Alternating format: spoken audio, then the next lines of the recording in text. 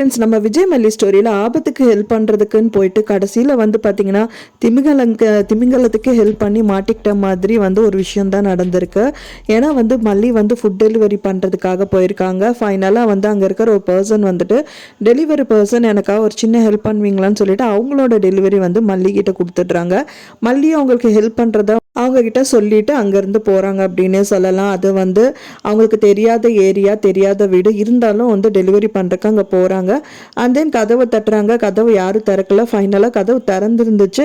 ஆனால் உள்ளே போய் பார்க்கும்போது யாருமே இல்லாத சூழ்நிலையில் திகச்சு போய் நின்றுட்டுருக்காங்க மல்லி. என்ன பண்ணுறதுன்னே தெரியல.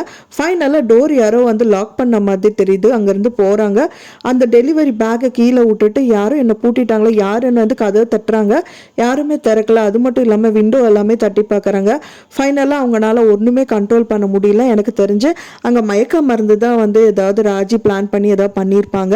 ஸோ அதனால மயங்கி விழுந்துடுறாங்க அப்படின்னே சொல்லலாம். ஸோ அதுக்காக அடுத்த கட்டமாக வந்து பார்த்தீங்கன்னா விஜய் வந்து ரொம்ப நேரமாக காணோன்னு சொல்லிட்டு வீட்டில் இருக்கிறவங்க எல்லாருமே பதறி போயிடுறாங்க. அப்போ அன்னபூர்ணி அம்மா கிட்ட கேட்குறாங்க.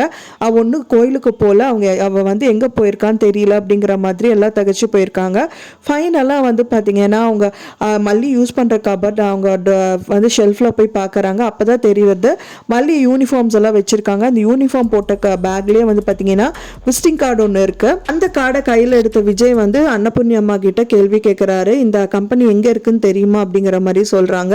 அப்புறம் ஃபைனலாக அங்கேயே போயிட்டு அங்கே இருக்கிற மேனேஜரை பார்த்துட்டு எங்கே மல்லிங்கிற மாதிரியெல்லாம் கேட்டிருப்பாங்க. ஸோ வந்து அவர் சொல்லாததுனால அடித்து கேட்குறாரு. அப்போ தான் வந்துட்டு அவர் எல்லா விஷயங்களும் சொல்லியிருப்பார் அப்படின்னு தான் எதிர்பார்க்கப்படுது. ஏன்னா வந்து பார்த்தீங்கன்னா அவங்க அக்கா தான் இந்த விஷயங்கள் எல்லாமே பண்ணியிருக்காங்க. ராஜி வந்துட்டு போனது, இவங்க கிட்ட காசு கொடுத்தது, இதெல்லாமே சொல்லியிருப்பாரு அப்படின்னு தான் எதிர்பார்க்கப்படுது. அப்போவே அவர் வந்து மறுக்கிறாரு. நான் வந்து நல்ல நிலைமையில இருக்கேன்.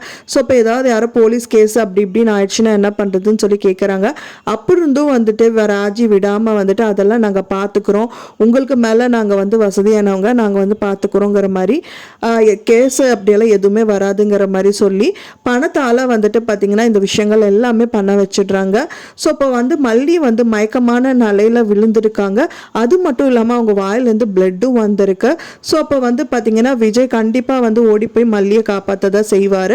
செஞ்சுட்டாரு அப்படின்னா நல்லாயிருக்கும் அப்படின்னு தான் எதிர்பார்க்கப்படுது. ஸோ என்ன மாதிரி நடந்தால் நல்லாயிருக்கும் நீங்கள் எதிர்பார்க்குறீங்க அப்படின்னு சொல்லிட்டு உங்களோட கருத்துக்களை எனக்கு மறக்காமல் கமெண்ட்டில் ஷேர் பண்ணுங்கள். நான் சொன்ன இந்த தகவல் உங்களுக்கு பிடிச்சிருக்கும்னு நினைக்கிறேன் ஃப்ரெண்ட்ஸ். பிடித்திருந்தால் மறக்காமல் லைக் பண்ணுங்கள், ஷேர் பண்ணுங்கள், கமெண்ட் பண்ணுங்கள், சப்ஸ்கிரைப் பண்ணுங்கள்.